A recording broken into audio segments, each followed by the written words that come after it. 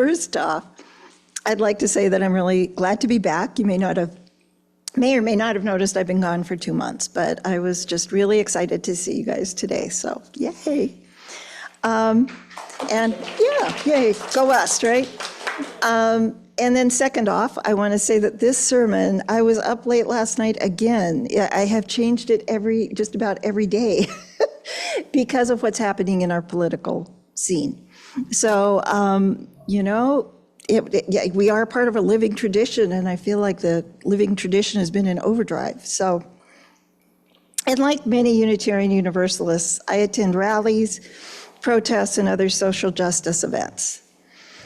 And what an amazing day May 1st was.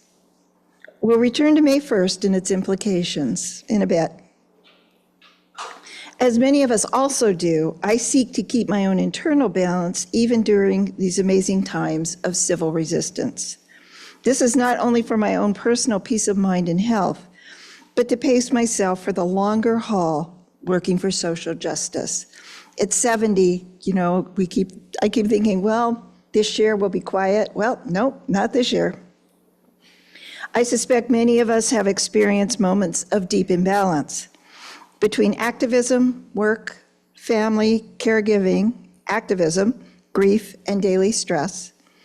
It can feel like we're constantly juggling our lives just to keep going.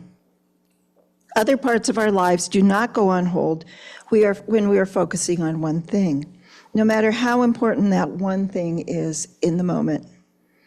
As a society, we've been navigating political upheaval, devastating fires, pandemic, and a barrage of heartbreaking headlines.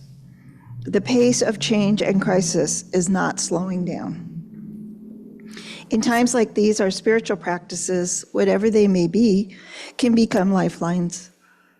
Touching bases with friends, meditation, nature walks, reading poetry, attending Sunday service. These are acts that can restore our equilibrium, even if only momentarily. But balance is more a dynamic process than a destination, more like riding a bike than standing still. It requires continual attention and adjustment. Unitarian Universalism can be a balancing act. We balance freedom with responsibility, reason with mystery, individual belief with collective values. Our faith asks us to walk our path with intention, since we are a tradition that embraces paradox. We believe people are inherently good and capable of harm. We believe in justice and mercy. We affirm science and spiritual wonder. Living with uncertainty and seeking balance within a living tradition is our strength and our challenge. As modern people, we're surrounded by electronic, political, and emotional stimulus.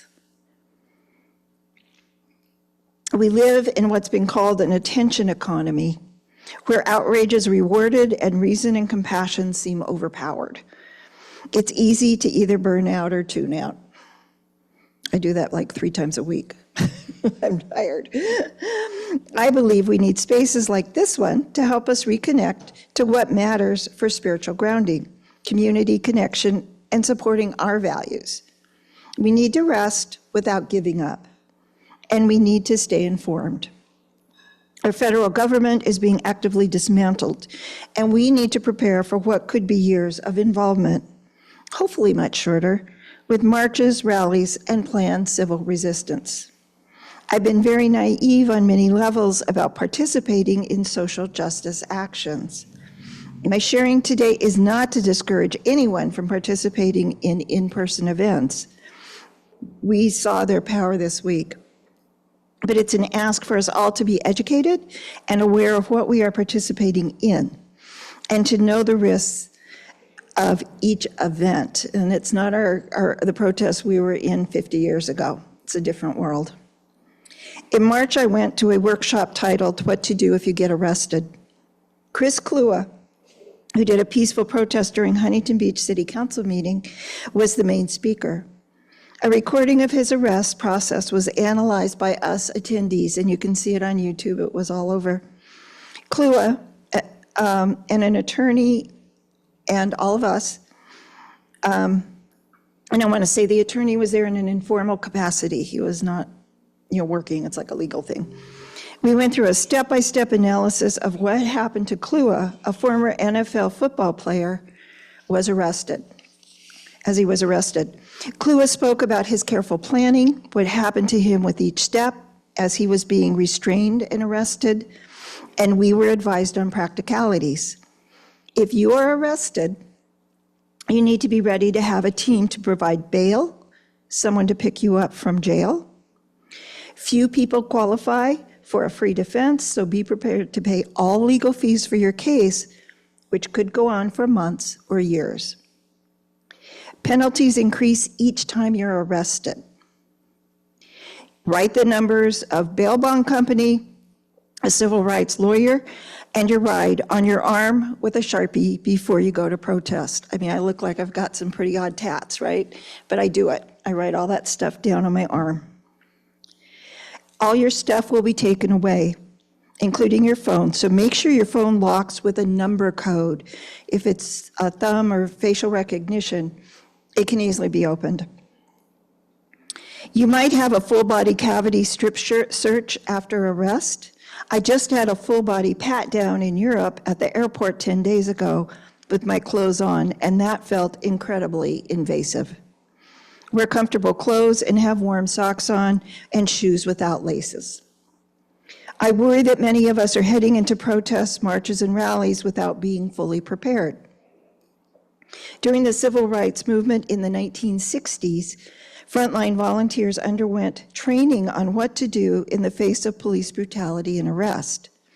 I would advise everyone to take training on what to do if you are arrested at a march or protest, or at the very least, read the ACLU's webpage on getting arrested at a protest. And I have a handy bibliography here that will be at the back, or will be right here, with the website and other resources I'm going to mention today. This workshop coincided with questions I've had about the lack of police response to the peaceful but very large marches and rallies happening in early March. I want to contrast a rally I went to in 2021 at the Huntington Beach Pier and the April 5th Hands Off rally. So it would be April and early April and March. Ironically, in March of 2021, on a Sunday, while I was preaching a sermon about our two civil rights victims in Selma, Alabama, Viola Liuzzo and Reverend James Reed, flyers were being dispersed in Orange County to advertise a rally sponsored by right-wing extremists. Something inside of me snapped as I read those flyers. After studying the march in Selma and the lost lives of Reeb and Liuzzo and other peaceful protesters, I felt I had to take action in the town I have called home for 50 years, Huntington Beach. A counter rally was organized by Huntington Beach Black Lives Matter right before the scheduled right-wing rally. The BLM rally was made up of a diverse group, and as the only clergy person present, I was asked to say an interfaith prayer. My partner was with me, but it was one of the scariest things I have ever participated in. We had hecklers, and an aggressive antagonist was holding a microphone right up to my face as I was speaking and trying to do a prayer, trying to intimidate me. A large number of uniformed officers were at the pier. There were officers on horses, the mounted police were there, and a SWAT team, a big SWAT team was deployed. I left after the BLM counter rally, and later, when more right-wing protesters showed up, there was a crowd pushing and verbal back and forth, and several people were arrested. Not the far-right protesters, but those on the left. If you look up the event, just reading the headlines and first paragraphs show the biases and interpretations of what happened depending on the news source. In contrast, the Hands Off rally we attended last month was in Leisure World, and we stood on the street with mostly older white people. Power to them for organizing, it was great. But this rally scared me in a different way. Well, after attending the workshop on getting arrested and experiencing the BLM response the response to BLM in 2021, I didn't want the police to have any excuse to arrest us. So I was kind of overly paranoid, I think. I was asking these enthusiastic elders to please stay out of the street. I didn't want any excuse for us to get hassled or arrested. I was bombarded with what I perceived to be a short-sighted white privilege in response. Some told me the police, they wouldn't possibly do anything here. Probably not, but another response was, I'll just tell them we're peaceful. Well, tell that to the SWAT team when it shows up. All was quiet at the Hands Off rally, except when the police drove by and megaphone for everybody to get out of the street, right? The only arrests I could find reported were in after May 1st, so this is different than the earlier march we did in April. But the May 1st, I didn't see any police responses reported to the April 5th. But for May 1st, I looked, and I did find, with all the massive marches going on May 1st on Thursday, I did find one, and people were arrested in Philadelphia because they were doing more of a civil resistance action that was planned, and they intentionally blocked a street. So they knew they were going to be arrested, likely to be arrested. The marchers, I didn't find any police reaction looking through the news the last few days. Philadelphians were arrested on Thursday for intentionally blocking the street, so know your laws. Know what you're getting into when you go to a social justice event. Coordinated civil disobedience actions can have more severe consequences than peaceful marches, with permits, usually. I watched the police responses on the news that night to these hands-off marches. Barely a peep, no reports of police responses, and I found that very curious. I started to explore why there can be such a difference in the police responses at different marches and rallies. The main group coordinating the peaceful hands-off actions and May 1st marches is 50-51. 50 protests, 50 states, one movement. They've been a powerful force in bringing us together in 2025 to stand up to the administration. They are committed to nonviolence, so UUs can participate wholeheartedly. That's my recommendation. We all make our own choices. I've read several explanations why the mainstream media and the police were not responding to the early marches and rallies. One theory is that the administration is ignoring them, all these calls for change, so that no changes will need to be made. It will be impossible to ignore May 1st. Catching up with contemporary scholars and organizers' theories has made me appreciate the organic complexity of social justice actions. I've created again, the bibliography. There's a few resources and articles, but it's just the very tip, so, jump in. If you read Erica Chenoweth's bibliography in her book, Civil Resistance, What Everyone Needs to Know, there's all kinds of resources there. Unitarian Henry David Thoreau, Mahatma Gandhi, and Martin Luther King developed the modern playbook for civil resistance. We UUs carry on that nonviolent civil resistance tradition. Scholar Erica Chenoweth is using political and historical data and analysis to show that nonviolent tactics in resistance movements are more effective than violent revolts. There are those who disagree, but she has opened up a very active conversation around civil resistance and violent tactics in resistance. And I'm talking about all this today because I want us to be out. I know many of us go out to marches. I want us to be the smartest and as protected as we can be when we go out. Our UU pagan theologian, Miriam Simos, also known as Starhawk, has long been active on the protest scene. A fearless activist, Starhawk blends her love of the earth, her writing, and her strong ritual skills into a powerful ecofeminist theology committed to bringing down patriarchal systems. She includes the hijacking of human sexuality into her critiques. Shaming our sexuality is a very powerful tool for controlling people. And it sounded like there was a discussion going on earlier that kind of revolved around some of this before the service.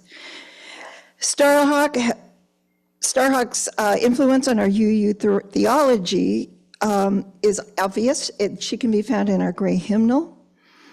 And in the 1980s, she was instrumental in the creation of the Covenant of UU Pagans cups and the addition of our 6 UU source, which states that we honor spiritual teachings of earth-centered traditions, which celebrate the sacred circle of life and instruct us to live in harmony with the rhythms of nature. We UUs have recently reconfigured our value statement with love at the center of our beliefs and values. See right there. Right there. Starhawk explores the relationship between social justice, peaceful resistance, and violence in her 3 fictional works, The Fifth Sacred Thing, its prequel, Walking to Mercury, and the sequel, City of Refuge. The Fifth Sacred Thing was published in 1993, and the City of Refuge 20 years later. She asks if the forces who are oppressing us don't care about the lives of regular citizens, and they have all the tools, the guns, the tanks, the drones, the technology to kill large numbers of people. What do, we who place love at the center? Our commitment to nonviolent protests can seem daunting in opposition to extreme and violent oppression. The storyline in Fifth Sacred Thing is a time projection into the future, which happens to be our time. The United States has fallen apart politically, and California is alone, with Northern and Southern California fighting over water and other crucial resources. The North has created a utopian pagan society, go them, right? One that shares water, food, and respect for everyone using consensus governing. Consensus governing is time-consuming because one person can stop a proposal from becoming rule of law. Everyone in the group has to agree on all decisions to move to the next step. If you've ever been in a large group using consensus, it's interesting. A main character in the story, Bird of the North, is captured and broken through torture. Bird feels forced to obey his torturers to save a child. Spoiler alert, through a wonderful but highly unlikely series of events, Northern pacifists win a major battle, and their society is saved. Bird and others are emotionally and physically damaged, but their peaceful society recovers and moves forward. I had some misgivings about this too easy, happy ending. Then I read Starhawk's sequel, City of Refuge. Her views on violence and protesting changed dramatically. Although she herself remains a pacifist, she now believes that more aggressive options need to be considered. I couldn't believe how violent many of her characters were in the City of Refuge, the Northern good guys. She goes with her characters' minds into some very dark places, and I'm going to emphasize, I am not proposing violence today. I'm not advocating for violence, okay? I'm just asking us to kind of look at what's happening and not be naive about what's going on today. So she makes a statement at the end of the City of Refuge. In part, the changes reflect my own, Starhawk's, experiences over the years. When I wrote Fifth Sacred Thing, I'd been deeply involved for a decade in strictly nonviolent movements against nuclear power, nuclear weapons, and other social justice issues. I was wrestling with the question, can our strategy of peaceful resistance work against a truly ruthless opponent? She continues. The question that animates the book City of Refuge is a very different one from the Fifth Sacred Thing. It is simply this: how do you build a new world when people are so deeply damaged by the old? While I, Starhawk, remain personally deeply committed to nonviolence, I believe the job of fiction is not to espouse a position, but that you deeply explore questions. And I might disagree with that. Some of us would.